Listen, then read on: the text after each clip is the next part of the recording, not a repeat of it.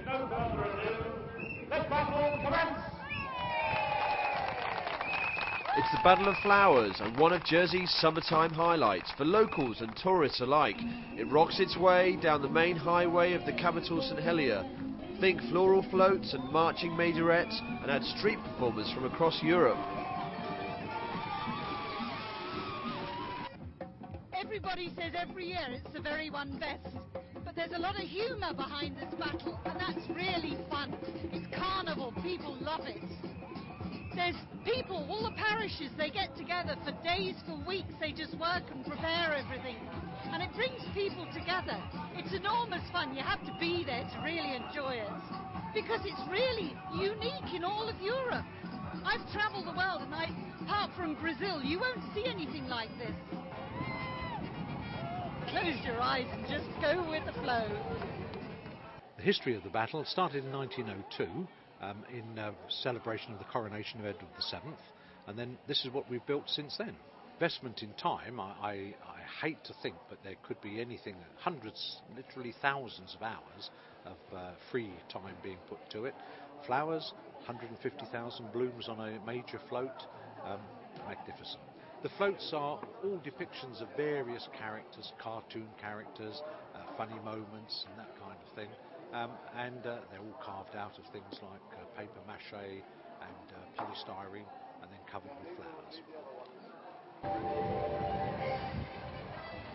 We are looking first of all for the design of the float, and then of course the workmanship and finish of the exhibit.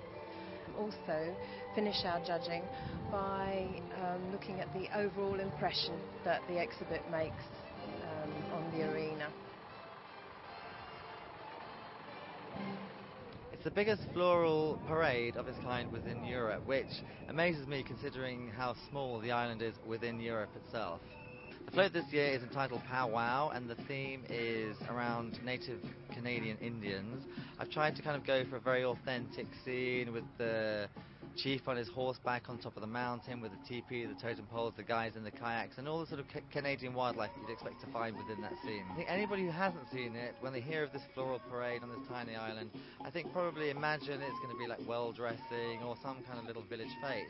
Until they actually see it, do they then appreciate the sheer size and scale of the event.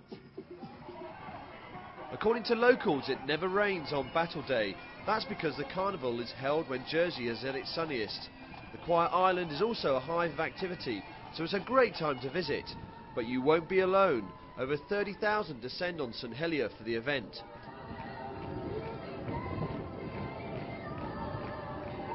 Jersey's parishes, societies and families vie for the top prizes. There's also a crown princess. She's called Miss Battle and is selected from the local parishes. The pageant goes on well into the evening. That's when the moonlight parade takes centre stage.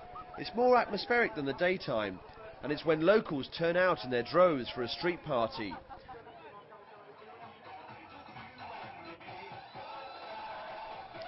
The pageant is about community. Over 10,000 people are involved in putting on the show. It's also about friendly competition and rivalry. A float can cost £15,000, but although each team is given a grant, people raise more money so they can top their competitors. And now, over a century on, it's a world-renowned parade. The evening ends with a firework display, and then they start all over again, making floral floats for next year. If you can't make it to Brazil, check out Jersey's Battle. This carnival's got flower power.